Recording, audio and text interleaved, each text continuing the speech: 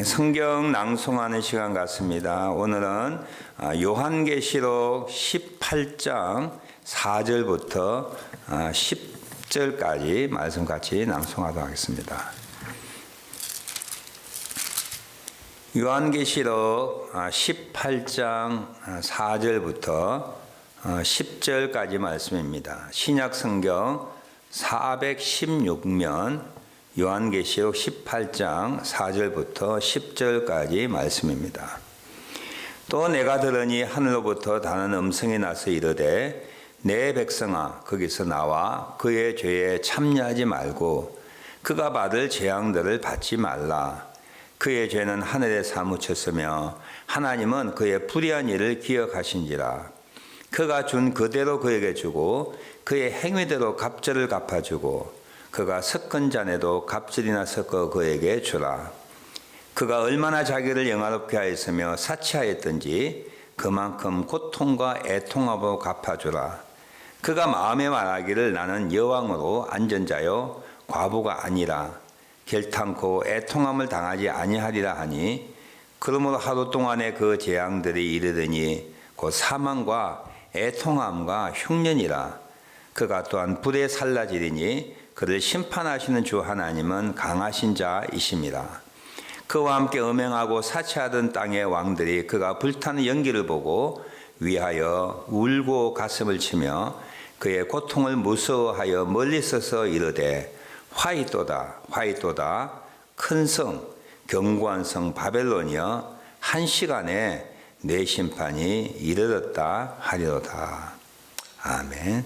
이 마지막 날에 이 바벨론으로 상징되는 로마가 한순간에 하나님의 심판을 통하여 패망하게 될 것에 대한 예언의 말씀입니다. 오늘날에는 이 바벨론에 상징하는 이 세상의 제도와 이 세상의 권력과 영광을 생각하면 쉽게 이해할 수 있을 것입니다. 오늘 설교 본문 말씀은 마가복음 13장 1절부터 8절까지 말씀이 되겠습니다.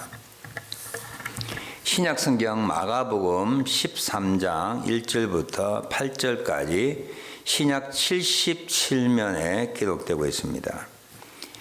예수께서 성전에 나가실 때에 제자 중 하나가 이르되 선생님이여 보소서 이 돌들이 어떠하며 이 건물들이 어떠하니까? 예수께서 이르시되 내가 이 큰 건물들을 보느냐? 돌 하나도 돌 위에 남지 않고 다 무너뜨려지리라 하시니라. 예수께서 감람산에서 성전을 마주 대하여 앉았을 때에 베드로와 야고보와 요한과 안드레가 조용히 묻되 우리에게 이르소서 어느 때에 이런 일이 있겠사오며 이 모든 일이 이루어지려 할 때에 무슨 징조가 있사오리까? 예수께서 이르시되 너희가 사람의 미혹을 받지 않도록 주의하라. 많은 사람이 내 이름으로 와서 이르되 내가 그러하여 많은 사람을 미혹하리라. 난리와 난리의 소문을 들을 때에 두려워하지 말라. 이런 일이 있어야 하되 아직 끝은 아니니라. 민족이 민족을 나라가 나라를 대적하여 일어나겠고 곳곳에 지진이 있으며 기근이 있으리니 이는 재난의 시작이니라. 아멘. 오늘 예수님께서 낙이 타고 예루살렘에 입성했던 날을 기념하는 종려주일이지만 오늘 저는 마가복음 이 강해의 연속으로 오늘 마가복음 13장에 있는 성전의 무너뜨림을 당할 것 이에 대하여 제자들이 질문했을 때 말씀하신 마지막 때의 징조들에 대하여 함께 살펴보므로 오늘 코로나 바이러스 때문에 두려워하고 염려하는 우리에게 하나님의 말씀이 무엇에 대하여 어떻게 가르치는가에 대하여 알 수 있을 거라 생각하여 이 종려주일에 대한 설교 대신에 이 말씀을 함께 나눕니다. 오늘 제목이 마지막 때의 징조들이라고 되어 있습니다. 이런 제목은 어떤 이에게는 위협적으로 들릴 것이고 또 어떤 이에게는 황당한 괴담 수준으로 여겨질 수가 있습니다. 사실 그리스도인 우리들이 신구약 성경 전체를 이해하고 믿고 순종해야 됨에도 불구하고 이 마지막 때 또는 마지막 때의 징조 또한 요한계시록에 나와 있는 하나님의 심판을 통하여 따라오는 7가지인 7가지 나팔 7가지 대접을 통하여 주어지는 재난에 대해서는 그렇게 관심을 기울이지 않고 비과학적인 것을 여기고 신앙의 대상에서 믿을 만한 이야기에서 배제하고 무관심하고 있는 것이 사실이기도 합니다. 그래서 많은 사람들이 이번 코로나 바이러스를 통하여 정말 세상 초유의, 역사의 초유의 사건 때문에 모두 다 놀라고 있습니다. 믿는 우리들도 예외가 아닙니다. 저도 처음에는 대수롭지 않게 생각하여 3월 12일부터 18일까지 니카라과 단기 선교까지 다녀왔습니다. 그러나 그 시간대에 시간마다 국가들이 가지고 있는 그리고 지도자가 가지고 있는 경각심들, 경고들이 하루하루 다르게 달라져서 지금은 온 세상 사람들이 정말 역사 이래로 초유의 사건을 경험하고 놀라고 두려워하고 그리고 앞으로 되어질 일들에 대하여 무서워하고 있습니다. 그러나 우리 믿는 우리에게는 구약 성경과 신약 성경을 통하여 거부할 수 없이 명백하게 예수님의 오시는 그날, 그리고 하나님이 세상을 심판하시는 여호와 날이라고 일컫는 그날, 그리고 마지막 때에 여러 가지 징조들을 통하여 우리에게 그날이 이르고 있음을 밝히 보여주고 있습니다. 그러기에 믿는 우리들에게는 이런 일들이 우연히 생긴 일도 아니요, 하나님의 계획 가운데, 하나님의 의도 가운데 하나님의 뜻을 이루기 위한 일들이라고 하는 것을 우리는 받아들이게 될 때에 세상 사람들처럼 놀라지 않을 수가 있습니다. 오늘 마가복음 본문 13장의 내용은 마태복음 24장에도 기록되어 있고요, 누가복음 21장에도 기록되어 있습니다. 누가복음 21장 11절 찾아보시면 마태복음과 마가복음에 기록되지 아니하는 또 다른 이야기가 기록되어 있습니다. 누가복음 21장 11절입니다. 곳곳에 큰 지진과 기근과 전염병이 있겠고 또 무서운 일과 하늘로부터 큰 징조들이 있으리라. 마지막 때에 하나님이 이 세상을 심판하실 때, 그리고 그리스도가 다시 오실 때에는 온 세계에 큰 지진과 그리고 기근과 전염병과 무서운 일들과 하늘로부터 큰 징조가 있을 것이다, 그렇게 기록되어 있습니다. 최근에 여러 세계의 유명한 학자들이 이 코로나 바이러스보다 더 치명적인 이 질병들과 그리고 어려운 일들이, 자연의 재난들이 인류에게 앞으로 다가올 것에 대하여 예견하고 있습니다. 오래전에 여러분들 영화를 본 적이 있을 거예요. 환태평양 이 지구대, 지진 지구대에 정말 지진이 일어나서 수천만 명이 죽는 그런 무시무시한 영화가 우리에게 소개된 적도 있습니다. 예수님의 제자들은 그 당시 헤롯 왕이 짓고 있는 주전 20년부터 주후 63년경에 완성된 이 대성전, 헤롯 성전이라고 하는 그건 83년간의 공사를 통하여 만들어지고 짓고 있는 성전의 화려함에 대하여 예수님께 질문하였습니다. 제자들이 보지 못한 이 성전이 무너질 것, 실제로 주후 70년에 로마 장군 티토스의 지도하에 이 예루살렘 성전이 무너지게 되었습니다. 예수님은 그 당시 일어나지 않은 이 사건들을 보시고 이 큰 건물들이 무너질 것이다, 그 모든 돌들이 돌 위에 돌 하나도 남지 않고 무너뜨려질 것이다 라고 예언하시고, 이런 일이 일어날 때에, 그리고 재난의 시작, 그리고 예수님이 다시 오실 그리스도의 다시 오신 날이 올 때에 일어나는 여러 징조에 대하여 마가복음 13장 오늘 본문 1절부터 그리고 27절까지, 그리고 마태복음 24장에도 누가복음 21장에도 공통되게 기록되어 있습니다. 많은 사람들에게는 이 부분이 정말 받아들이기 힘든, 그리고 우리 이성으로 가름할 수 없는, 이해할 수 없는 수준이기에 무관심하게 생각할 수도 있습니다. 그러나 이번 코로나 바이러스를 통하여 이 성경에 기록한 일들이 우리의 현실 세계 가운데 일어나고 있다라고 하는 것을 감지하게 되고, 우리는 또 다른 믿음의 눈으로 이 예수님의 예언의 말씀에 대하여 관심을 가지고 살펴보고 연구하고 믿음으로 받아들일 수 있는 그런 기회가 되어야 할 것입니다. 여기 보면 크게 7가지로 나누어서 마지막 때에 이 지구상에 인류들에게 하나님의 심판과 그리스도가 다시 오실 그 징조를 보여주는 7가지 내용을 우리가 분류할 수가 있습니다. 첫 번째는 그리스도와 같은 능력을 가진 가짜 그리스도가 출현하게 될 것이라, 그렇게 말하고 있습니다.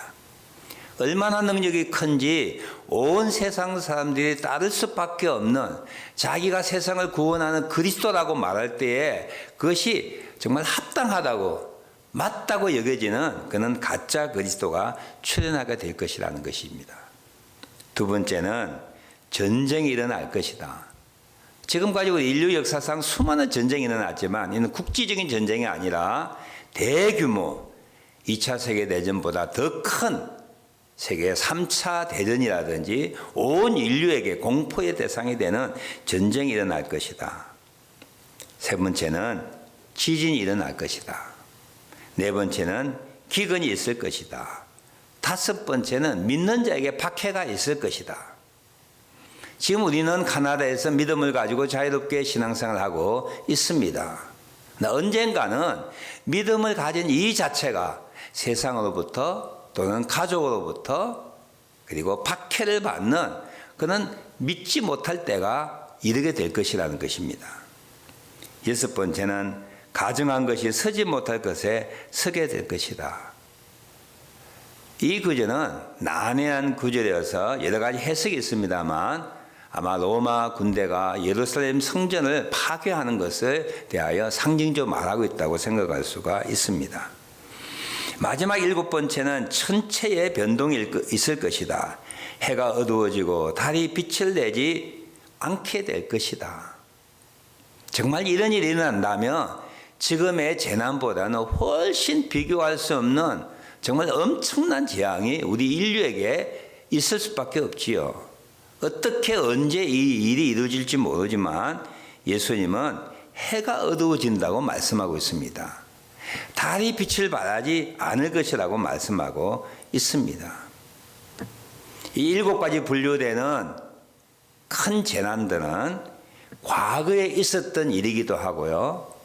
그리고 현재에 우리의 인류에게 진행되는 진행형의 사건이기도 하고, 그리고 마지막에 미래에 일어날 일들로 그렇게 우리가 해석하고 그리고 이해할 수 있는 일들입니다.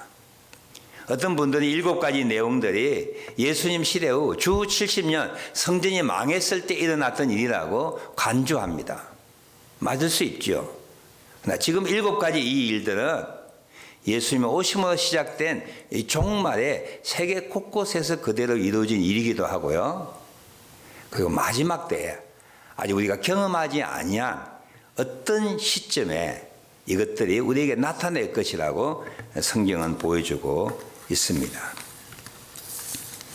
아까도 제가 잠깐 언급했던 이 사도 요한이 쓴 요한계시록을 보면 이 마지막 때 일어날 재난에 대하여 7가지인 7나파, 7대접 이런 것으로 표현된 하나님이 허락한 재앙들, 재난들이 일어날 때는 모두에게, 인류에게는 처음으로 겪는 재난인 것에 대하여 우리는 성경을 통하여 알 수가 있습니다.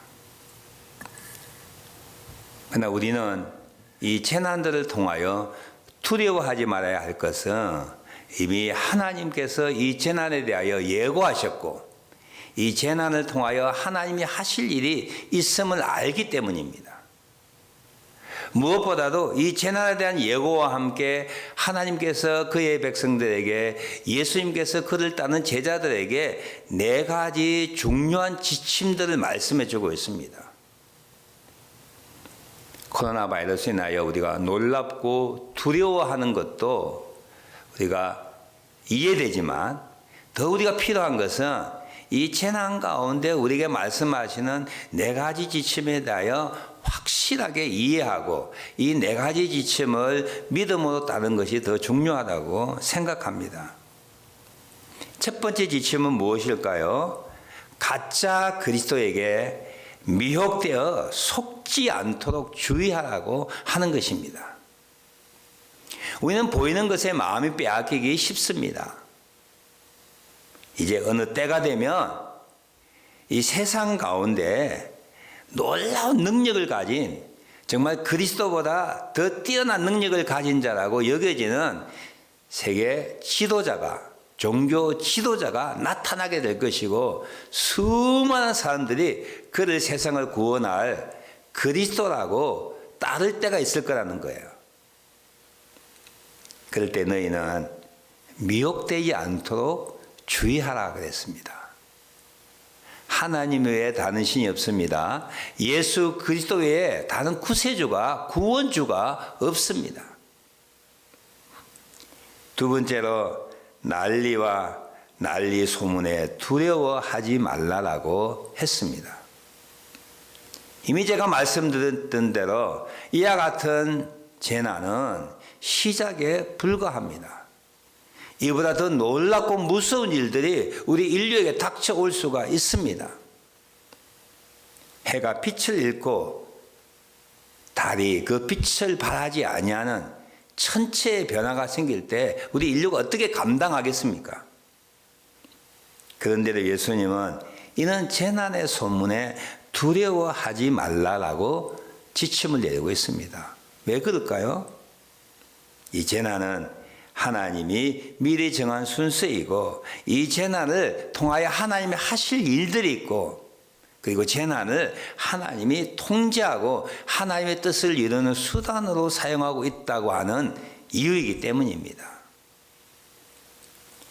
세 번째로 믿음으로 박해받을 때에 염려하지 말고 끝까지 믿음에 굳게 서라.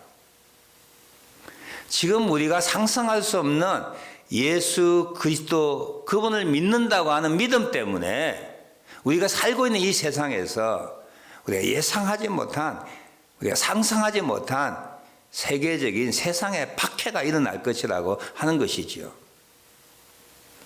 그럴 때에 너희는 두려워하지 말고 너희를 끌어다가 넘겨줄 때 무슨 말을 할까 미리 염려하지 말고 성령께서 너희와 함께 하실 것이고 무슨 말을 해야 될지 알려주신다고 약속하고 있습니다. 믿음 때문에 우리는 그때 많은 것을 내려놓아야 할 때가 있을 것입니다. 그렇지만 예수님 뭐라고 우리에게 명령하고 있으시죠?